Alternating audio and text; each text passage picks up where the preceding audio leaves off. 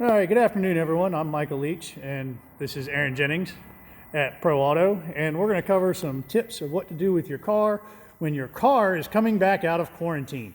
A lot of people don't understand that cars do need attention even when they're not being driven, and so we're just going to go over a couple of the quick items that need to be covered. First things first, we need to check the air pressure in the tires. So Aaron's going to do that for us. First, I'm going to get the tire pressure out of the door jamb. And why do you want to get it out of the door jamb, Aaron? So I can set the tire pressure according to the manufacturer specifications. Exactly. So do you want to use that, or do you want to use the number that's on the tire? Use the number that's in the door jamb, because that's by the manufacturer specifications. I hope everybody got that. Hopefully we can settle that debate once and for all. The number that's on the side of the tire is just a maximum safety number. It's not the ideal pressure for your car. So Aaron is using a very high-tech Pro Auto gauge that has a digital indicator on it and the ability to fill the tire. You can get a gauge, like I recommend using the electronic gauges. You can get them at a parts store for about $10. They're quite accurate. And then you can get a pump that will run off of your power port in your car for about $40 for a relatively good quality pump that'll top off your tires with no trouble. Now, while Aaron is going over the tires, one thing that I want to point out that happens is as cars sit, you get a lot of this kind of stuff. Try to keep this debris out of here. This is all stuff that falls down from trees.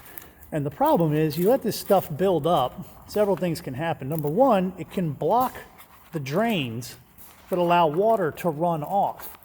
You notice we have a seal here. Well, water is around this seal and comes down in here, and if you allow this tree stuff to build up for too long, it'll block the water's ability to run out. And you can end up flooding areas under the hood. So you can get in with a shop vac or do what I'm doing and just clean this stuff out with your fingers.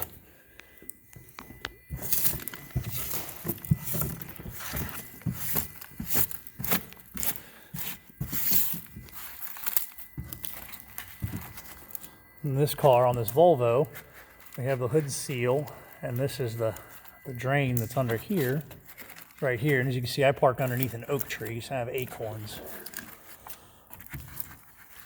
Your mileage may vary. Okay, another thing to take a look at, very easy to top off, is your washer fluid. This is the washer fluid container. I've recently been using mine. Aaron's going to fill that up. The washer fluid always has the windshield picture with the sprayer on it. It's generally a blue cap, generally a plastic container. Don't mix it up with the antifreeze. This is the antifreeze jug. You do not want to open this. Notice the warning label, do not open when hot. See, it's got a temperature reading there. It tells you temperature and pressure. And a final thing that is a consideration is going to be the battery on your car. On my car, the battery is located right here. And as you can see, I have a sticker right here on top. I have a 6 of 17 battery. I don't have any corrosion or anything building up on mine. It's something to take a look at. If these terminals begin to get corrosion build up, they need to be cleaned. That's a maintenance item. One thing I will tell you is if you have an older battery, a car battery that's older than about 4 years old, what you will find is that even if you're not driving the car, the battery may have a tendency to go bad while the car sits. That's really common for older batteries. We know that we're seeing a lot of battery failures of people leaving their car sit in a parking lot and not drive it for several weeks, and then they end up with a dead battery. Battery testing is free. You can stop by. We can do it in about 5 minutes, and it's easy to do.